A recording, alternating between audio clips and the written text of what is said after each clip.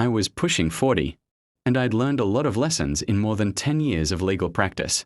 But one of the most important lessons I learned was from an older lawyer that I worked for as a summer student.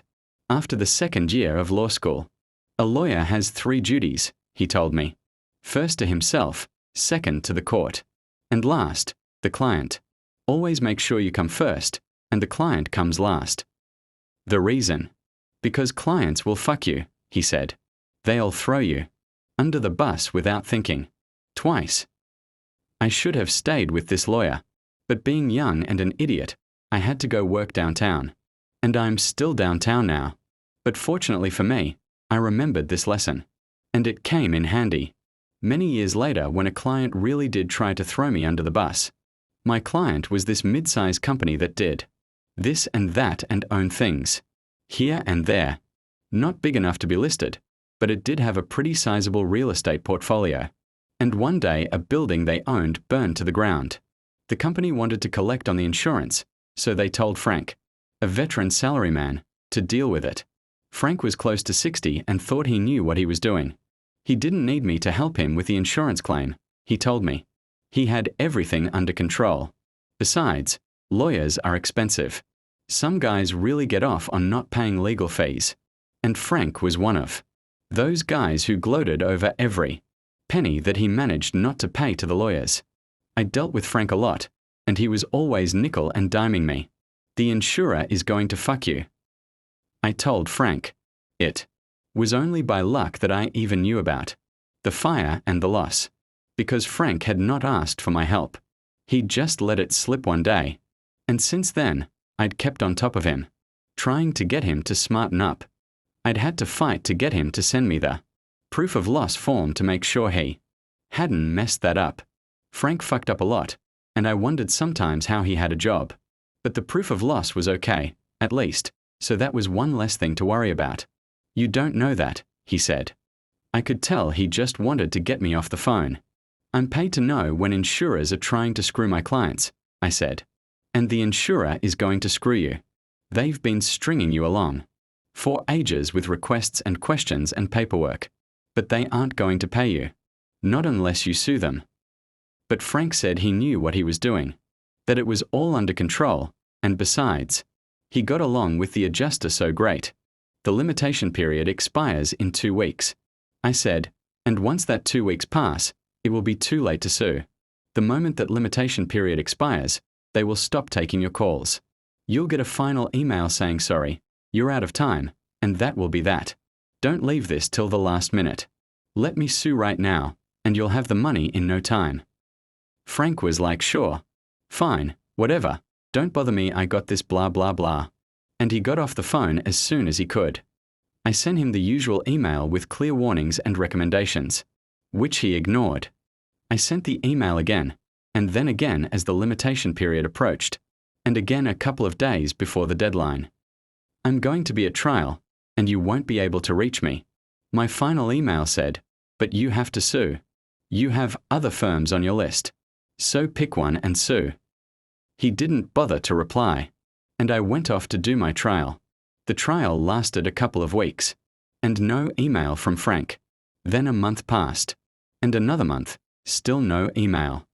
I figured he must have sorted things out. Maybe Frank was right after all, I said to myself, and then my phone rang. It was Frank. Remember that fire insurance thing we spoke about? We'd only spoken about it like a dozen times. I figured he was calling up to gloat, so I cut to the chase. So they paid out. That's great, Frank. You were right. He asked me what I was talking about, and could he see a copy of the claim. What claim? I said. The claim against the insurer. You know, that claim. Does that mean the insurer didn't pay? I said. He hung up on me, and then a few minutes later, my computer dinged, and there was Frank's email, talking about how we spoke, and he told me to sue. And he was worried when I hadn't sent him a copy of the claim. So he was following up to get a copy of the claim. I emailed him back. I take it that the insurer didn't pay you, just like I told you they wouldn't. And now that the limitation period is expired, they told you to jump in the lake, leaving you with a loss in the millions. Is that it? I'd made a mistake by not going over Frank's head when he wouldn't listen to me. But if I'd gone over Frank's head, I never would have received another file from him. So I didn't. But that was then, and this was now. So I CC'd Frank's boss and his boss's boss. Plus I CC'd Bill, the client's in-house counsel. Bill acknowledged my email right away and called me later that day. Frank messed up, he said. We know that. He's an idiot. So what do we do? Dot. So his excuses didn't work. Dot. Nope. Bill explained that they'd summoned Frank to a boardroom. But his story didn't add up, given all the warnings I'd sent him. Besides, there would have been no reason for him to keep emailing the insurer if he'd told me to sue. Once the file goes to legal counsel, Frank's role was over. The company knew Frank was bullshitting them. So that's it, then? Bill said, we just lost a couple of $1 million. It's okay, I said, explaining that when I realized that Frank was going to fuck up, I issued a claim against the insurer because I'd made Frank send me the proof of loss a while earlier. I had enough information that I could sue to preserve the cause of action. Not a great claim and short on details, but good enough. You sued without instructions. Bill said, lawyers aren't supposed to sue without instructions because if you do that, you are personally liable for whatever costs the other side incurs. It's a big deal to sue without instructions. Yup, I said. I sued without instructions. I pulled up a copy of the claim and emailed it to him as we spoke. It's a little rough, I said, but we can always amend. Thank God. Bill said, can I leave it with you? Of course he could. The insurer was a sitting duck, and I knew I'd collect from them, no problem. A few days later, I got a call from another guy who worked for the client, a guy I didn't normally deal with. They had a situation and needed my help. I usually deal with Frank, I said. What's up? What was up was that Frank got called into another meeting, and they handed him a one-page letter.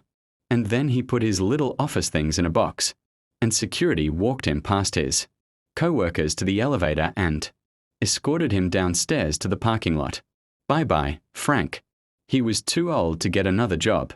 Or at least, not a decent one. It was a life-changing event for Frank. But for me, he was just an anecdote. A cautionary tale that I tell young lawyers sometimes over beers, maybe too often. Because I'm getting on in years and I have my favorite stories. I wasn't trying to get revenge on Frank, not at all. And I would have felt a bit sorry for him if he hadn't been trying to throw me under the bus. But the guy who replaced him was great and never nickel and dimed me. So it was all good.